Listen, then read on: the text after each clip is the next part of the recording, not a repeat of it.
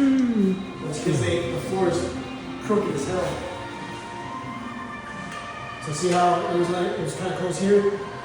Now it really jumped to it got a crazy jump here, watch. Now I can even stick the tip in there.